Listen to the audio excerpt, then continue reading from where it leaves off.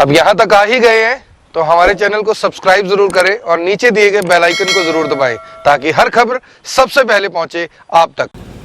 नमस्कार, मैं हूं महक शर्मा और इस वक्त आप ये लाइव तस्वीरें देख रहे हैं हरियाणा के करनाल से, जहां पर मैं आपको बताना चाहती हूं कि जो लोग अपनी हेल्थ को लेकर बहुत ज़्यादा कॉन्शियस है या फिर जो लोग अपना वेट लूज करना चाहते हैं, ये वीडियो उन सभी लोगों के लिए बहुत ज़्यादा ज़रूरी है। क्योंकि मैं आपको बताना चाहती हूँ कि बहुत सारे लोग जिम जाते हैं, एक्सरसाइज करते हैं, बहुत सारे लोग सुबह 5 बजे उठते हैं, 6 बजे उठते हैं, कड़ा प्रयास करते हैं कि कहीं ना कहीं उनका वेट लूज हो सके, बहुत सारी एक्सरसाइज करते हैं, कई लोग योगा को अपना लेते हैं, यानी कि बहुत कुछ करते हैं, कड़ी मशक्कत करते हैं, लेकिन उनका वेट कम नहीं हो पाता। लेकिन आज हम आपको एक ऐसे शख्स से मिलवाने जा रहे हैं जिनका नाम महेंद्र है, जो कि करनाल के सेक्टर 13 के रहने वाले हैं। मैं आपको बड़ी जानकारी देना चाहती हूं कि भारतीय संस्कृति को अपनी जिंदगी में लाकर 102 किलो के महेंद्र जी थे और अब 68 किलो के रह गए हैं।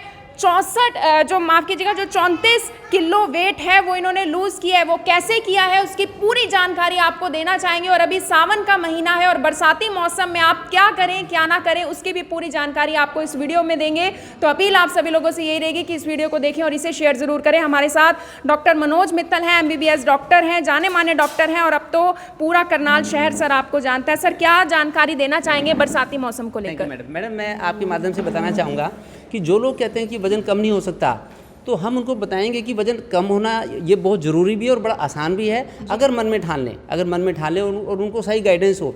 अगर बिना गाइडेंस के भूखे मरता है कोई अपने आप ही डाइट प्लान वो करता है, तो उसमें चेहरे पे झुर्रियाँ पड़ जाती हैं, स्किन का ग्लो खत्म हो जाता है, पथरी की शिकायत हो सकती है और फिर बॉडी में वीकनेस महसूस होती है। लड़कियों में बहुत बड़ा ट्रेंड है कि डाइटिंग करनी है। वो गाइडेंस नहीं लेते, तो अगर गाइडेंस के साथ में प्रॉपरली अगर वो उसको फॉलो करेंगे तो बड़ा ज़्यादा लाभ मिलता है, बड़ा फ़ायदा मिलता है। और मेरे साथ महेंद्र मलिक जी हैं, इन्होंने 6 महीने के अंदर 34 kg वेट किया। पिछले साल इन्हीं दिनों स्टार्ट किया था इन्होंने। क्योंकि मैं आज ये सेशन इसलिए रखा है मैंने आपके माध्यम से, IBN 24 के माध्यम से, क्योंकि अब 2 दिन के बाद में अब सावन का महीना शुरू हो रहा है। सावन, भादो, आसूस, कार्तिक, इन 4 महीनों में सबसे ज़्यादा बीमारियाँ होती हैं। हमें एक तो बीमारियों से बचना है। एक अच्छे डॉक्टर का काम खाली इंजेक्शन लगाना, खाली ऑपरेशन करना ही नहीं है। एक अच्छे डॉक्टर का काम समाज को दिशा दिखाना भी है कि ऐसे हेल्दी रह सकते हैं। अगर डॉक्टर हेल्दी होंगे तब समाज हेल्दी रह सकता है, तो डॉक्टर को हेल्दी रहना बहुत ज़रूरी है।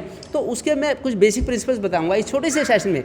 ये बड़ा छोटा सा स्मार्ट सेशन है। मैं चाहता हूँ इस सेशन को आप मिस नहीं करना। अगर आपने इसको बीच में छोड़ दिया तो आप कुछ ना कुछ मिस करेंगे डेफिनेटली। सर, डिजिटल इंडिया है, हर कोई चाहता है हार्ड वर्क ना करे, स्मार्ट वर्क करे। तो वो स्मार्ट वर्क कैसे करें वो आप बताइए। ये जो आज का सेशन है ये स्मार्ट वर्क का एक एग्जाम्पल है। तो इसमें एक तो मैं आपको बताऊंगा कि इन 4 महीनों में हम बीमारियों से कैसे बचें, और जो क्रोनिक डिसीज हैं, diabetes, blood pressure, constipation, obesity, मोटापा, डायबिटीज, शुगर वगैरह, इनसे पीछा भी छूट सकता है आपका, जैसा कि इन्होंने किया, महेंद्र मलिक साहब ने किया है, केवल प्रॉपर गाइडेंस की वजह से और पक्की विल पावर की वजह से, और पक्का इनको सही रास्ता मिला जिसकी वजह से इन्होंने आगे ऐसे कदम उठाए।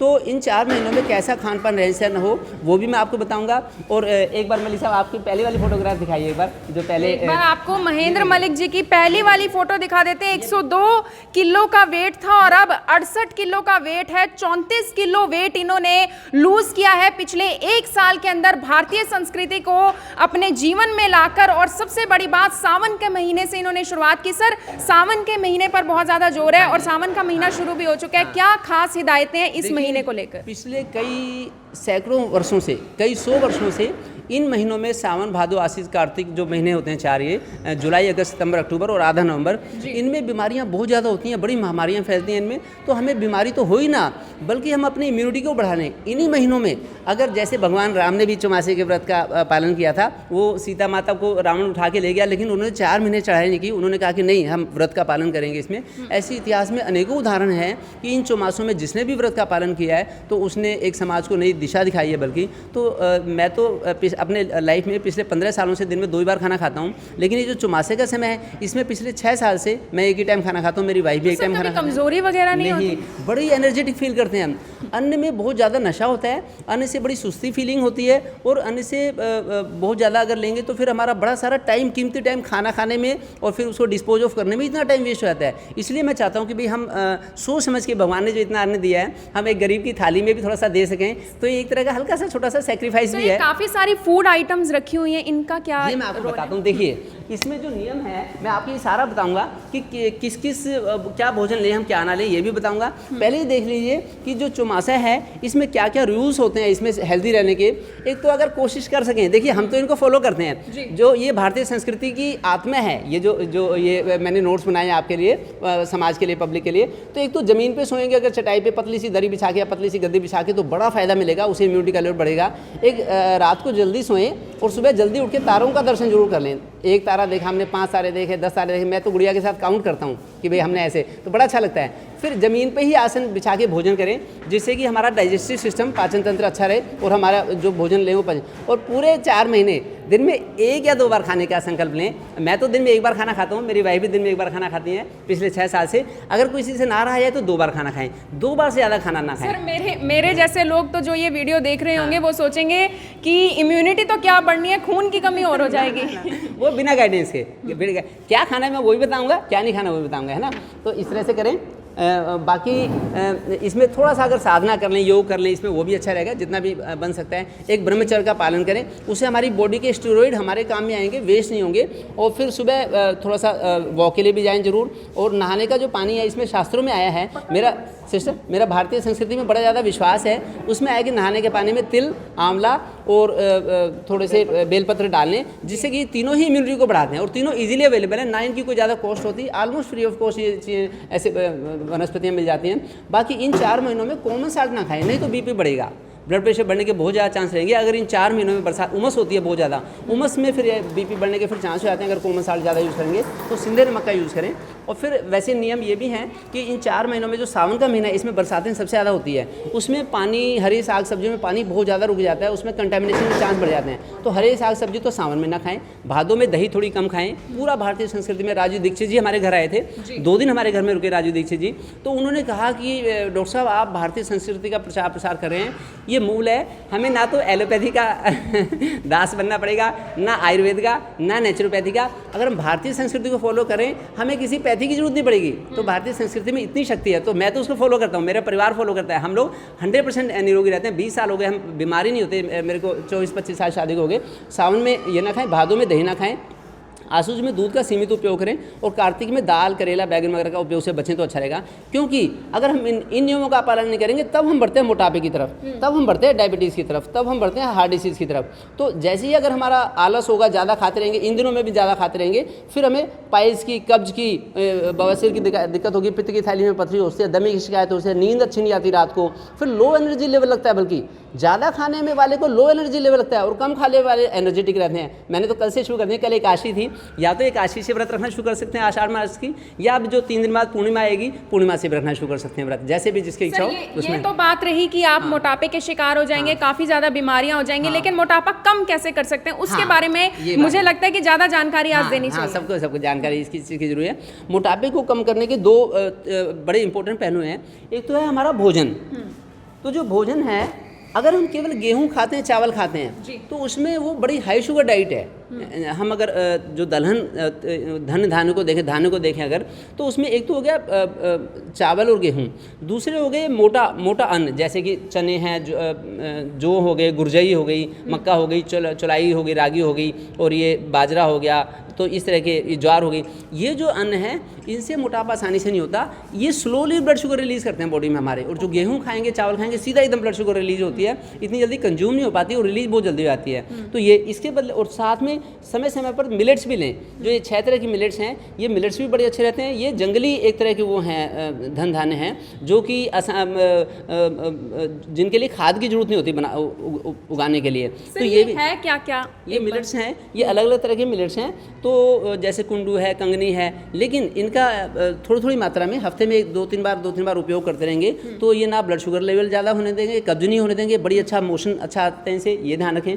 दूसरा, सब्जियां और फल हैं, हरी सब्जियां अच्छी मात्रा में लें, ये ध्यान रखना पड़ेगा मोटापे से बचने के लिए। और एक ये फल भी जो जिनका लो ग्लाइसेमिक इंडेक्स है, थोड़े से ऐसे फल के लिए प्रायोरिटी रखें तो हम ज़्यादा अच्छा रहेगा। जैसे जामुन का आजकल फल है, जो मौसम का फल है वही उपयोग करें, बिना मौसम की चीज़ उपयोग ना करें। आपने जामुन के बारे में बताया था, बहुत सारे लोग मोटिवेट भी हुए थे जामुन खाने के लिए। ये तो इनका अगर हमें ज्ञान होगा, देखिए एक ड्राइवर है, उसको गाड़ी चलाने का भी पता है, लेकिन उसको अगर गाड़ी कहीं बीच में रास्ते में रुक जाए उसका भी पता हो तो ज़्यादा अच्छी बात है।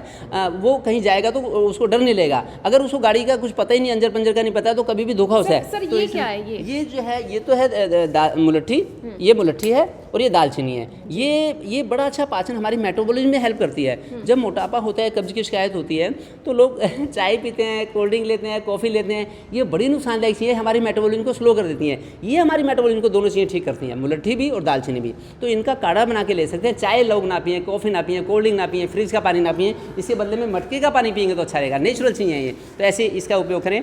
और अगर शुरू में किसी को दवाई की हेल्प लेनी हो तो आयुर्वेदिक दवाई, जैसे एक तो मेदोहरबटी, एक त्रिफला गूगल, ये 2 दवाइयाँ भी एक गोली सुबह शाम 15-20 दिन के लिए ले सकते हैं, जिससे कि उनको मोटिवेशन मिल जाए, क्योंकि इनसे रिजल्ट जल्दी आएगा, अच्छा आएगा। फिर लॉन्ग टर्म के लिए किसी भी दवाई का आदी बनने की आवश्यकता नहीं है। एक हरड़ मुरब्बा ले लें और एक स्लो पॉइजन से बचें। ये जो 4 स्लो पॉइजन है, चीनी है, नमक है, मैदा है, इनसे और ट्रांसफैट, इनसे बच के सिंपल अगर देसी खांड या सिंपल जो सिंधा नमक यूज़ कर लें तो अच्छा है। एक आटा भी ज़्यादा पुराना ना हो, अगर थोड़ा सा बस 1 हफ्ते तक का ही पिसा हुआ आटा यूज़ करेंगे तो अच्छा रहेगा। चाहे या तो घर में चक्के ले आएँ या फिर आसपास में पड़ोस में पिसा लें। ज़्यादा पुराना जो आटा कीड़े भी डल जाते हैं, ये भी ऐसे भी आता है आजकल के मौसम में, उसका सब है। बाकी मैं चाहता हूँ कि जी महेंद्र मलिक भी हैं हमारे साथ, जिन्होंने वेट लूज़ किया। उनसे बात करना बहुत ज़्यादा ज़रूरी है ताकि वो अपना एक्सपीरियंस लोगों के साथ साझा कर सके। सर, सबसे पहले तो आपका स्वागत है IBN24 में। क्या कहना चाहेंगे पिछले 1 साल में जो आपने जद्दोजहद की है उसके बारे में? मैं महेंद्र मलिक करनाल से सेक्टर 13 में रहता हूँ। मेरा 1 साल पहले वज़न 102 किलो था। जी। काफ़ी थकावट रहती थी, तो मैं जैसे डॉक्टर साहब के सानिध्य में आया, मेरे को गाइडेंस मिली, तो मैं अपने आप को भाग्यशाली समझता हूँ। ऐसे डॉक्टर का मिलना बड़ा मुश्किल है जो एलोपैथिक होते हुए भी आयुर्वेदिक भी जानते हैं, नेचुरोपैथी, और ख़ुद भी उसी लाइफ को जीते हैं। तो इनके सानिध्य में आके मैंने अपनी डाइट प्लान चेंज की। तो डाइट प्लान चेंज करते हुए आहिस्ता आहिस्ता सवेरे शाम 1 घंटा सैर और योगा करी, तो 6 महीने के अंदर ही मेरा 102 से 68 किलो वज़न हो गया। तो डाइट कम करने का मतलब ये नहीं है भूखे रहना है, आपको पेट भर के खाना है, पर खाने में सिर्फ आपकी आइटम चेंज करनी है। मैंने जैसे डॉक्टर साहब ने गाइड किया, 70-80% मैंने सब्जी और सलाद रखी और 25% मैंने अनाज कर दिया। तो उसको करते हुए मेरे को ऐसा कुछ भी एक्स्ट्रा एफर्ट नहीं करने पड़े। लोग डाइटिंग कहते हैं, भूखे कहते हैं, भूखे रहने की जरूरत नहीं है। सर, नेचुरोपैथी से पहले भी आपने बहुत सारी एक्सरसाइज भी की होंगी, आपने सोचा होगा कि मैं भी कुछ योगा वगैरह भी ट्राई करूं ताकि मैं वेट लूज कर सकूं? हाँ, मैंने योगा भी किया, एक्सरसाइज भी की, पर जब तक आप अपनी डाइट को नहीं सुधारोगे तो वेट कम। हाँ, मैं साल से लोगों को देखता हूँ, 5-5 साल से भी पार्क में मेरे को मिलते हैं, वजन बिल्कुल कम नहीं हुआ। सिर्फ वजह क्या है, वो अपनी डाइट को नहीं सुधारते। डाइट को सुधारना बहुत ज़रूरी है। मेन तो आप कच्चे पे आओ, तो 70% आपको फ्रूट और सब्जियां रखनी चाहिए और 25% अनाज। और चाय को मैंने छोड़ी, मैं 4-5 कप चाय थी, डॉक्टर साहब की एडवाइस पे चाय बिल्कुल छोड़ दी, चीनी छोड़ दी, मैदा छोड़ दिया, तली हुई चीज़ें सब छोड़ दी। नेचुरल लाइफस्टाइल पे आओ, कोई मुश्किल ही नहीं है वज़न घटाना। और मैं बिल्कुल हल्का फुल्का हो गया, जैसे 20 साल पहले की मेरी लाइफ होगी। और एक वीकली मैं एक फास्ट रखता हूँ। फास्ट रखना बड़ा मुश्किल है, फास्ट को तोड़ना मुश्किल है। फास्ट को रखना तो आसान है, तोड़ना बड़ा मुश्किल है। फास्ट जितनी देर रखो उसके कम से कम आधे टाइम बाद आपको पका हुआ रोटी खानी चाहिए। सूप से खोलो, जूस से खोलो। तो फास्ट रखने में लोग बहुत गलती करते हैं, फास्ट छोड़ते ही एकदम पक्का खाना खा लेते हैं। तो बिल्कुल धन्यवाद। इस सावन के महीने में अगर आप हरी सब्जियों को अपने जीवन में लाएंगे, अगर आप भी फ्रूट्स पर ज़्यादा जोर देंगे बजाय कि फास्ट फूड खाने के या फिर चाय पीने के, कॉफ़ी पीने के, तो आप भी बच सकते हैं और आप भी अपना वेट लूज कर सकते हैं, अपनी इम्यूनिटी को बढ़ा सकते हैं। और किस तरीके से आज डॉक्टर मनोज मित्तल हैं, MBBS डॉक्टर हैं, नेचुरोपैथी को, भारतीय संस्कृति को अपने जीवन में जोड़कर पिछले 20 सालों से, जब से इनकी शादी हुई है तब से इनका दावा है कि मैं कभी भी, ना तो मैं बीमार हुआ और ना मेरे परिवार में कोई सदस्य बीमार हुआ है। आप सभी लोगों से अपील, अगर आप भी बीमार नहीं होना चाहते और आप भी अपनी इम्यूनिटी बढ़ाना चाहते हैं, आप भी अपना वेट लूज करना चाहते हैं, तो इस वीडियो को हर व्यक्ति तक शेयर जरूर करें। आप देख रहे हैं IBN24, मैं हूं महक शर्मा, हरियाणा के करनाल से आप सभी के साथ लाइव। धन्यवाद।